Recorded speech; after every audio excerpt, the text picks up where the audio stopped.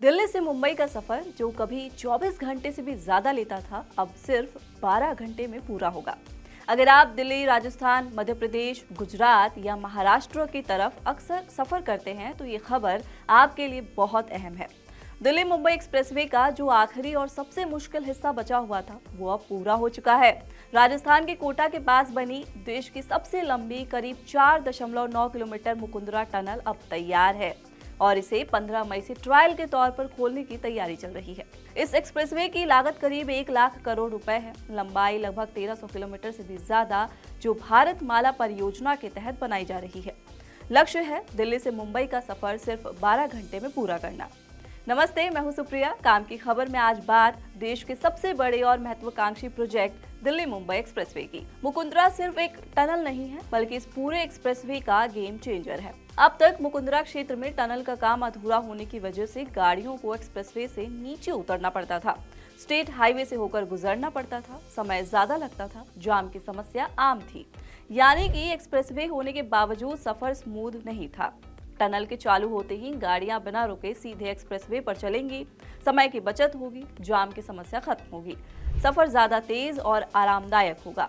इस टनल का फायदा सिर्फ कोटा या राजस्थान तक सीमित नहीं है। इससे फायदा होगा दिल्ली, एनसीआर, राजस्थान, हरियाणा, मध्य प्रदेश, गुजरात, महाराष्ट्र, यानी कि पूरे नॉर्थ से वेस्ट इंडिया तक की यात्रा जो है वो अब आसान होने वाली है। ये एक्सप्रेसवे दिल्ली के डीएनडी फ्लाईओवर और हरियाणा के सोहना से शुरू होगा, महाराष्ट्र के विरार, जवाहरलाल नेहरू पोर्ट ट्रस्ट तक जाएगा। ये एक्सप्रेसवे सर्विस रोड के जरिए इन बड़े शहरों को जोड़ेगा। जयपुर, अजमेर, कोटा, उदयपुर, चित्तौड़गढ़, भोपाल, इंदौर, उज्जैन, अहमदाबाद, सूरत, वडोदरा। ये कंट्रोल्ड एक्सेस हाईवे है, यानी आप कहीं से भी चढ़ या उतर नहीं सकते। सिर्फ तय इंटरचेंज से ही एंट्री और एग्जिट होगा। पूरे एक्सप्रेसवे पर 90 से ज्यादा एंट्री एग्जिट पॉइंट्स बनाए जा रहे हैं।